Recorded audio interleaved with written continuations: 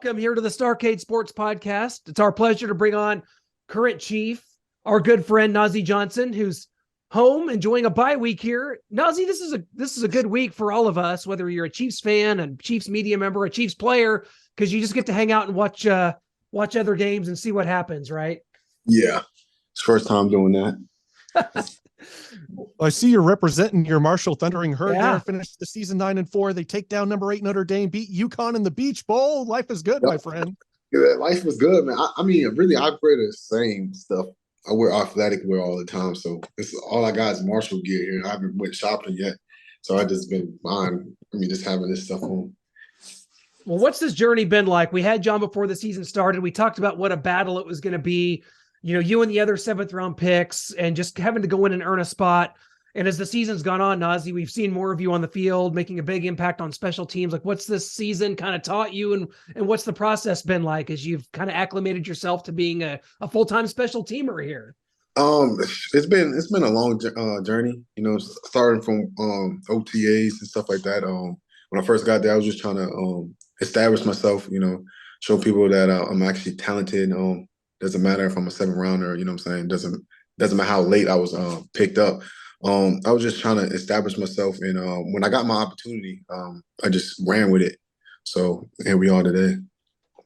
Yeah, we've got some rankings here. In kickoff coverage, the Chiefs rank 4th. Punt coverage, they rank 2nd. Just what has that kind of been like this year for you on special teams? We've had some muff punts, some missed extra points, some stuff going wrong, but that coverage team is really the highlight of the special teams. Yeah. So only thing I can control what we can control. I mean, yeah. That the kicking stuff, that's more so, not in my alley. But when they kick it and we go cover, we take that very personal. We're trying to help our guys out by doing our best, doing our part of the special teams, and that's all we can do. Well, obviously, corner was a position that was greatly emphasized here this year by the Kansas City Chiefs. And you just think about, obviously, Trent McDuffie goes in the first round and the impact he's made since coming back from his injury. But I want to talk about you 7th round picks yourself. Earlier in the draft, Joshua Williams, and you got Jalen Watson also in the 7th round. Just kind of talk about what it's been like and the camaraderie you have with the first round pick or the draft picks from this year, and kind of watching those guys show out this year when, man, the Chiefs clearly went young with corner, and man, some guys are really making plays out there. It feels good because we got some dogs in our rookie class, especially in our DB room, from Cook, Trent, J. Watt, and Jalen. We have some dogs, and I just good seeing them go out and perform at the highest level. You know what I'm saying? So we all been working our tails off, and everybody's just taking advantage of their opportunities and making the most of it. Yeah, but specifically talking about safety, kind of what have you and Brian Cook, the young rookies, learned from the veterans, Juan Thornhill, Justin Reed, but also Dave Merritt, the D-backs coach, and then Donald D'Alessio, the safeties coach? They showed us how to be pros. You know what I'm saying? They showed us how to break down film, how to actually watch it, and learn, be a student of the game, and just elevate your game, be better than the next person. Also, they moved me to corner, so I don't know if maybe the next season I'll be back to safety, but right now I'm at corner, so that's a different learning curve for me, because being back off the line and checking somebody, so it's different than being up close and personal with somebody. So I'm getting that. I'm learning that. I'm getting a lot better at my man press coverage. So with me being on special teams, I get to develop, get the more coaching, more one-on-ones and practice, just to develop my craft and to see where it can take me in the next years or so. And what was the conversation like there with the switch from safety to corner, and your skill set and what they saw in you to make that switch? I guess they seen how athletic I was, my range in the post at OTAs. They just seen that his coach asked me, he said, we're going to move you corner and see what you can do. And then I was at nickel and I balled out in OTAs. So it's just like, they're like, man, you could play all 3 positions back here. So I was like, yes, sir, I can. So it's been history since then. So they left me at corner. So I'm just, learning how to play corner in the NFL. And then whatever the dominoes fall, if they want me back at safety, I'll play safety. If they want me at nickel, I'll play nickel. It don't matter. You can plug me in anywhere.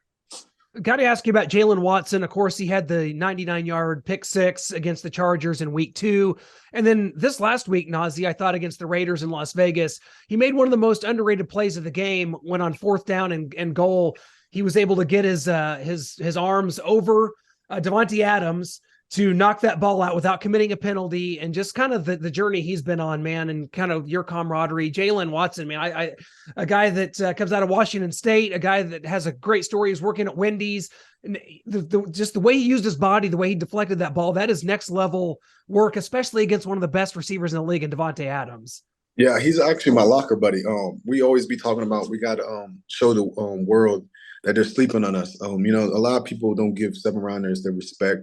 At the end of the day, we're all professional athletes, no matter what round you are. Some people are just as talented as 1st-rounders. It's just, different circumstances may be different. You don't get the media attention, but he can ball, and he got the range and length of the best out there. So he's been developing. Seeing him from the first week till now, this man stepped his game up to another level, and it's just good seeing him work and just continue to grow, because he's always trying to learn, and he's always talking to me about how he needs to do this better, and he's always hard on himself too.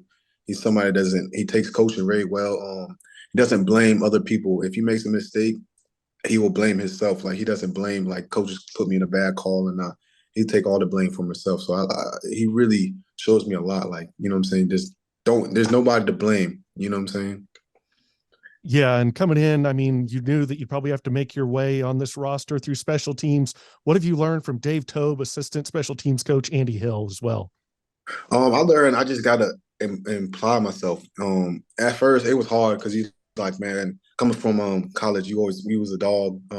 He was the main guy, and learning that I just for me to make an impact and to grow my role, I had to be on special teams. I mean, somebody that's just as athletic as I am, you'd be like, man, I could be playing defense. But so what I learned is they just said use your athletic ability on special teams, and everything else will just fall into place. And that's what I've been doing. I mean, at gunner, you don't see a lot of 4-3 guys, low 4-3 guys at gunner. So and then you're going against people that run like 4-5, 4-4s, and that speed is different when you get to actually showcase it. And then so it's just a mismatch. I'm just a lot more athletic than most people are out there. So I'm just using my God-given ability and just making plays. They gave me, they trusted me. I don't know what week it was. It was against the first time we played the Broncos. I was up and down, starting on special teams. I think the first half of the season I was inactive. Then I got my first start Buccaneers game at the R1, the safety on kickoff. But then people started going down. You had elevations that you couldn't use no more, so they had to look to me. And I went to talk to Tobe and say, like, man, I wish I was playing. I said what I could do, and he just said, you got to apply yourself. So I took that personally, and I got my first start at gunner against the Broncos, and I had 2 tackles that game, flying around. And ever since then, I have been having a tackle every week, and then I recently had 2 the following week. So I've just been applying myself. Yeah, I think you finished the season with 8 tackles, 8 special teams tackles. So that was start in itself, just coming in like week 13. So in 5 games, ever since they put me at gunner, I've just been balling. Absolutely. Yeah. And we have this player on the team, Nazeeh, Patrick Mahomes. He's not very well known around the league or anything, so we just got to talk about him a little bit. He's going to be the MVP of the league. So you go against him in practice. You know what this guy is. You've seen, guys like Jalen Watson, Joshua Williams, Trent McDuffie, Brian Cook and Juan Thornhill and Justin Reed that go against this guy in practice. I mean, what has been your experience kind of trying to defend against Patrick Mahomes in practice, and just have you gotten to know him at all? What's it been like kind of just getting to know not only him, but just the rest of the veterans on this team, the Travis Kelce's, Chris Jones's, and players like that? You would think people with his type of level of saying, not like fans and stuff like that, somebody that's well known, you think they'll be cocky. Now he's the most humblest person in the locker room. He's down to earth. I talked to him about cars and stuff like that. He's somebody that works on his craft every day in practice, because I go against him on scout team. He's always making sure the defense is giving him a look how he wants it. And we're just making him better because if we don't give him a look in the game, then the games won't be easy for him.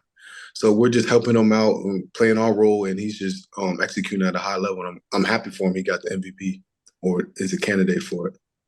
Yeah, absolutely. I mean, before you got here, we had a loss to the Bengals in the regular season, a loss to the Bengals in the AFC Championship game last year, and then, of course, another loss this season. Only one of three, but we lost to the Bengals for the third time.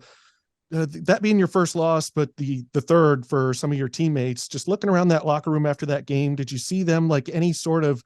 Do you feel like if you guys do meet them in the playoffs, there might be some sort of hangover, or that the Bengals are in your guys' heads at all? It don't sit well because we haven't beat them in I think the last 2 years, so that it doesn't sit well in our stomach. So we're actually very we took that to the chin. We're looking ourselves in the mirror, and we're just going to improve. And when if we get the chance to see him again, we're going to do everything we can to better ourselves and put ourselves in a better situation going forward. Yeah, and maybe it won't come to that at all. We'll see how things play out. You guys get to sit back and watch this week, but there's been a lot of talk that if you play the Bills, it's going to be at a neutral site. This has never happened before in the NFL. So what is the talk around the locker room when you talk about this potential neutral site AFC Championship game, even though you guys are the 1 seed? To be honest, I have no idea how that affects the playoffs because this is my first time in the league, so I don't really understand the whole playoff concept and stuff like that. So really, all we can do is it doesn't matter where you play at. It's still a football game at the end of the day, and we're going to play our type of ball, no matter if it's at home, away, neutral site. KC is going to be KC, and our fans travel, so it could be a home game even if it's at a neutral site. So that's what we're looking forward to, and that's what we're ready for. Yeah, we've really seen the defense come along here, and I think Clint talked to you a little bit earlier about the young guys growing at corner. We've seen it come out of George Karlaftis as well. Nick Bolton's had a great season, breaks Derek Johnson's tackle record in a season with 180. Just how have you seen this defense grow, and especially the young guys, you in the secondary? We mentioned Brian Cook as well, the safety, and then George Karlaftis at defensive end. All the young guys coming together in this defense, really playing its best ball going into the playoffs. Well, for us to get to where we want to be at, we're going to have to grow up. You know what I'm saying? Coach always says, you're no longer rookies. Yeah. So we played a lot of ball. A lot of people play a lot of ball. So we learned a lot. You grow throughout the season. You see tremendous strides from the first time to now because we're getting acclimated to what they expect from us, and what we believe in ourselves is getting displayed out there. So right now we just taking everything for what it is, and we're just growing. The sky is the limit with our class, and I'm just grateful to be a part of it. And coaches really lean on us. For us, like I said, for us to get to where we want to be at, the rookies gonna have to step up. We're gonna have to do what we got to do. Nazeeh, we had John back in before training camp in like early July or late June, and you're a 7th round pick, and you come in here. What's just been the process like for you as a 7th round pick, that your uncertainty to even make the team, your uncertainty as far as being, on the practice squad or being activated to the regular roster and where to live? You get a place in Kansas City, you're going back and forth from your home. I mean, what's just been the process like you, and have you enjoyed living in Kansas City? I think we talked a little bit about barbecue. You're from the South, barbecue, but here in Kansas City, we do it a little different. So hopefully you found some favorite spots here as well, man. Mm-hmm. I did. I usually go to Q39. That's one of my favorite places. But it's been a journey. I'm very grateful to even experience it because a lot of people don't get this opportunity. But my biggest thing was just sticking around, showing them my athletic abilities. I have I believe I create a lot of value. Someone I can get placed in the different areas on the defense. I can play safety, corner, nickel. And then my athletic ability in itself is an eye opener. You don't see a lot of people jumping over 40 or under 4.35s a lot. So in that in itself, I just try to stick around and do what I can, be a good person in the locker room, and just enjoy the process, because eventually it's all like people always want the end goal, but I think it's the journey that's the most fun. And going through it, being somebody that's unknown in the league and just working to get the opportunity to showcase what you have to offer. And that's all I'm trying to do, is just showcase what I have. Obviously, they believe in me because they activated me, and I've been active since week 3 of the season. So they see something in me, and then they make moves around to keep me on the team. So that in itself can show you that they have a plan for me. Whatever that is, I'm ready for it, and I'm open arms, and I'm just ready to begin it. Yeah, and I mean, talking about this coaching staff, you come in, it's Andy Reid, one of the best coaches in NFL history, and also Steve Spagnuolo on the defensive side. I mean, what have those two guys kind of taught you? And just those guys just playing for those, what's it like playing for the legendary Andy Reid as he is? I know he's still coaching, but he's a legend in the game, and Spags on the defensive side. Coach Reid is amazing. He's one of the coaches you can really go and talk to him about things. He makes you want to play hard. He takes care of his players. That's one thing I noticed. You got people coming from different organizations, and they say how different it is. He take care of us a lot, and that's how we get to perform how we do, because it's not a stressful environment when you go into work, how some places can be. And Coach Spags he's somebody that always says, "Hey, just believe in your ability. We're giving you the game plan. Just believe in it." And I've been doing that, and I've been growing. He just said, and he's been working with me. He's just saying, "I like the way you're striving and just applying yourself." So he's been elevating my game. They both have been, actually, and it's just been a blessing. Well, we hear a lot from guys like Travis Kelce that one of the best parts about playing for Andy Reid is some of the treatment you get, like traveling to a road game on the plane, for instance. The spread, the food, the candy. Travis says it's candy and cheeseburgers, and I mean, I guess that's kind of just a small thing for a lot of people. But is that something for you too? You go on the road and there's some good treats out there to get you through the trip? Oh yes, I need my candy, I need my Twizzlers and my gummy bears. That's a big thing. But I really don't eat that burger stuff like that much. But having that, when I first rode, you have anything you can ask for: chocolate milk, candy, cookies, soda. They have it on the plane. And they making like gourmet food. Like sometimes they have shrimp and lobster and stuff like that. So it's just different type, and they take care of us. That's great. I wanted to ask just kind of more personal question. Just what is your favorite sports movie? And then kind of your pregame, just what gets you hyped up before the game? My favorite sports movie. That's kind of hard. I don't really. We I Are can say Marshall. I like We Are Marshall, but I think it's probably Coach Carter. I do like Great. Carter. It shows a lot of you're bigger than sports. That's how I got from that. Because they just want to play basketball, but they had to apply themselves to school and stuff like that. So I like that a lot. And then what was the second Your question? pregame routine. My pregame routine. So I change it up. I'm trying to figure it out. But recently, since I've been balling, I've been doing the same thing. So I usually stay in the locker room, eat two PB&J sandwiches, the little they come in Crustables. Crustables. I eat that. I eat usually one strawberry and one jelly. Eat that, and then I get in the hot tub. After the hot tub, I go and see my guy, one of my trainers. They give me a massage. This little massage machine. I put it on my leg. Mm-hmm. That massages me up, and then I put this. It's this yellow hot package. You put on your body, and it heats it up. I put 3 of those. I got 1 on my back and 2 on my hamstrings, because usually I have hamstring problems. So I try to make sure those are loose.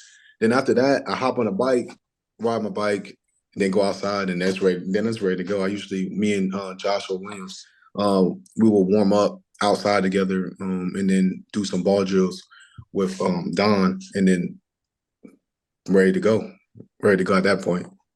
As a kid growing up, did you ever see yourself kind of in this position? I mean, here you are in the NFL making a contribution in the NFL playoffs with a team that has a chance to make the Super Bowl, a team that's won a Super Bowl 3 years ago, that was in it 2 years ago. I mean, is this just sort of like a dream come true, or does this like you just always saw this moment being possible for yourself? I always believed that I had the abilities to play in the NFL, but I didn't knew I was going to impact it as much as I am now. Always believed in myself that I would get to this point, and contribute how I am now, but not this early. And it's just a blessing. Always my younger self. If I could tell my younger self something, I'd be like, just keep going, and because the light of the tunnel is always amazing. Because obviously, I started as a walk on. It could have been plenty of times I could have quit football, and but I didn't. I just kept striving, and here I am today. Yeah, well, the last one for me here, Nazeeh, is I want to ask you about a midseason addition. He comes on the team on the offensive side of the ball. It's Kadarius Toney. I mean, we've been without McCall. He sounds like he should be back for the playoffs. And we just lost Tyreek Hill before the season. But man, the quickness, the acceleration, the shiftiness that I see out of Kadarius Toney almost reminds me of a Tyreek Hill. What have you seen out of that addition? Oh, that man, he's a freak of nature. Everything you saying about him is right because I get to go against him in practice every day. He's shifty. He's one of those like quick and elusive guys. Like it's just something you just can't explain. He just has that it factor about him. And he's just a ball player, really. That's all he is. He's just a baller. Well, can't wait to see things going forward. We'll see how things shake out here this week in the playoffs. Then you'll know your opponent. It will be at Arrowhead Stadium next weekend. Nazeeh, it's been great just getting to know you. And thanks for coming on here and enjoy, during your bye week. I hope you can have some rest and relaxation. Do you have a cat? Did we see a cat earlier in the video? Is that your cat? No, that's my wife's cat. That's I didn't realize you were married. Yes, sir, I am. When'd you get married?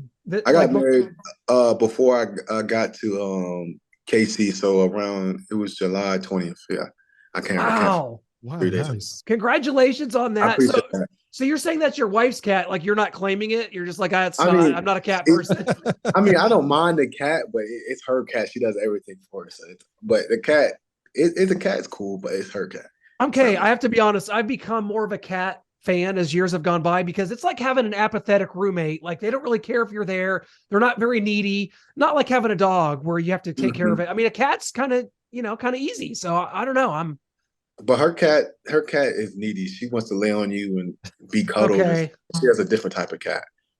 Well, we won't hold that against her. That's okay. Nazeeh, thanks so much, man. Enjoy the rest of your bye week. Appreciate it. Thank you. And good luck in the playoffs, my friend. Appreciate it. Thank you. Absolutely. It was an honor. Take care, my friend.